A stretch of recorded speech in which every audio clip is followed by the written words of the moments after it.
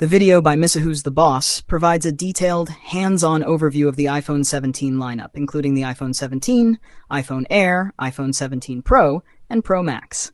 2 hours hands-on with every new iPhone.